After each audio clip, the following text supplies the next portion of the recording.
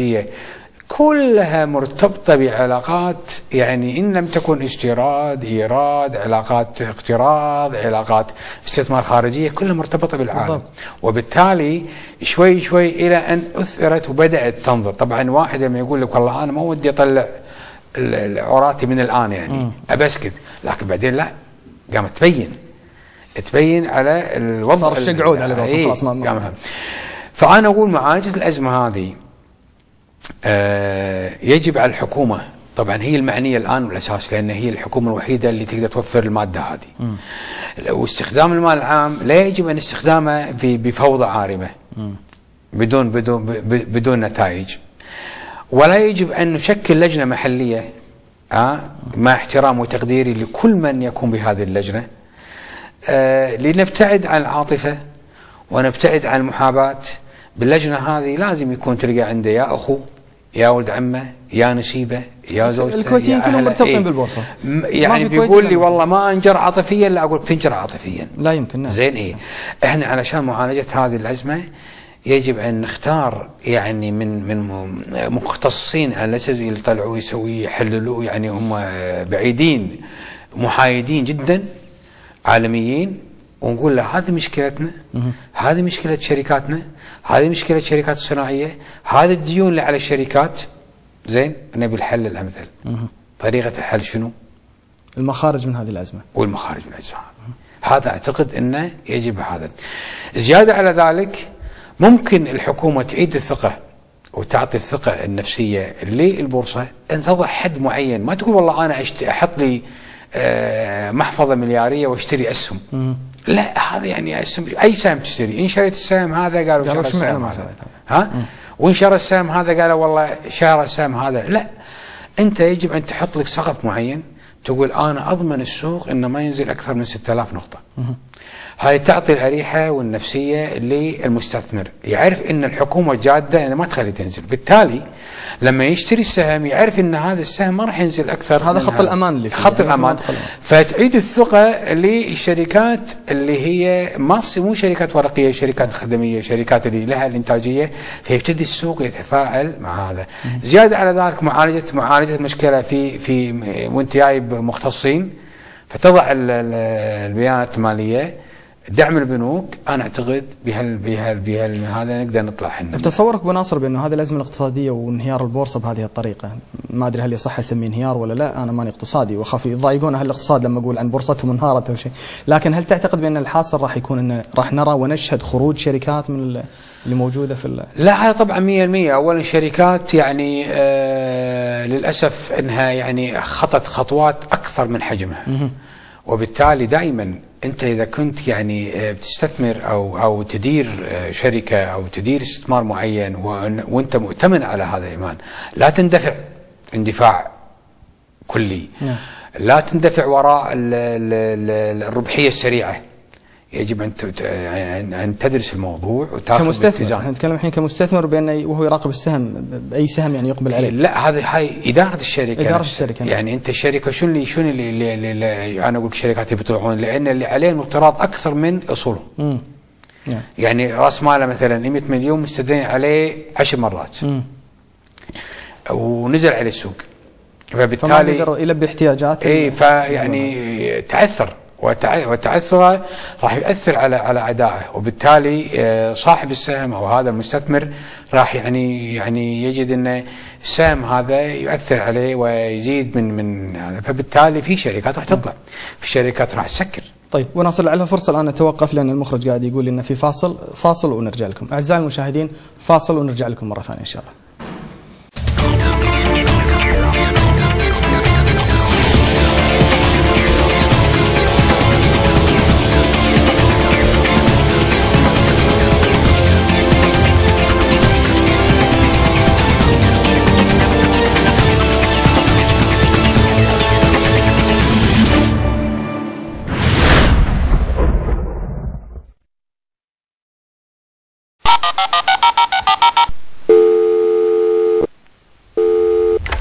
الو استاذ عادل، انا عندي مشكله والله ما ادري ليش يعاملوننا كذا. انا احب الامير هذه جريمة يعاقب عليها القانون. وين رايحين انتم؟ لابد ان يوضع قانون في مثل هذه الحالات.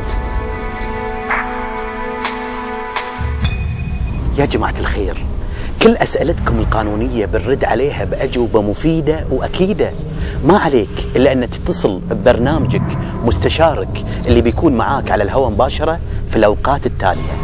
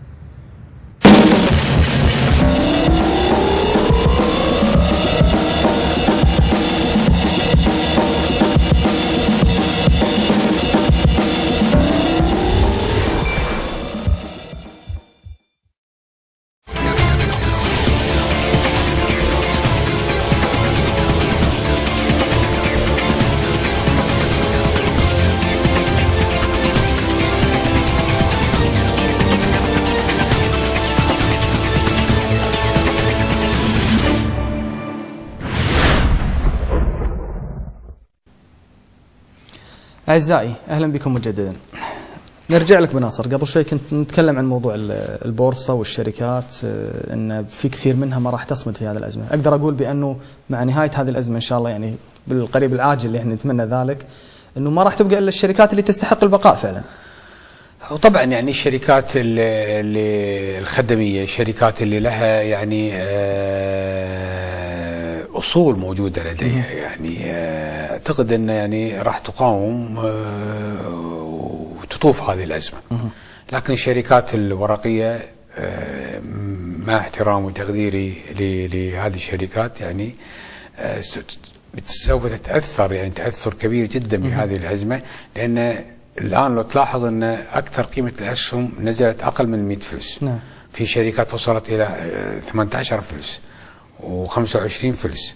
فاعتقد انه يعني البعض يتندر يقول ب1000 دينار دش البورصه اسوي لك محفظه زينه فيها من كل شيء يقول. وهم واحد يخاف على 1000 دينار يعني. هذا ذكرني اذكر يعني في بدايه يمكن من اسابيع او يمكن من شهر كان في تصريح حق معالي وزير الماليه الاخ مصطفى الشمالي بان الحين مو وقت بيع الحين وقت شراء، والناس دشت واشترت يعني وكرت فيها السبحه وبزياده. والله شوف يعني وانا اقول لك يعني هو الازمه هذه طبعا لها قياسات معينه. يعني هناك من يقيسها انها يعني جزئيه متوسطه، وهناك من يقيسها ان هذه ازمه كبيره جدا. نعم. يكون نبلها. واكو ناس يعني يشعر ان يعني كان سوق الاسهم فعلا يعني كان تضخم مقارنه مع الاسواق الخليجيه كان الافضل.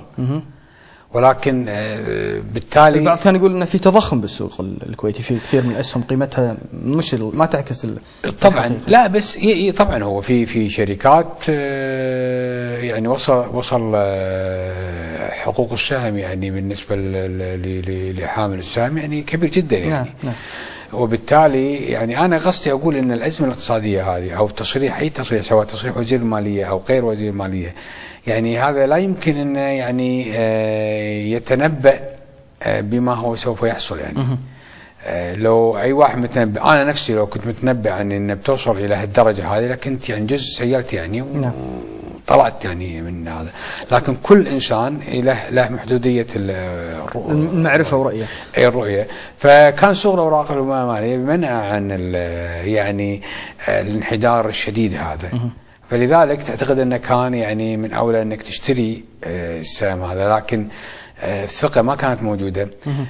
طلعوا المحفظه وبالتالي صرحوا، التصريحات هي اللي اثرت على الحقيقه السوق، انه راح تشتغل المحفظه الاسبوع، يعني وزير يصرح يقول الاسبوع الجاي راح تدخل المحفظه هذه ما قيمته 700 مليون، من يدير المحفظه يقول له والله انا استلمت بس فقط 300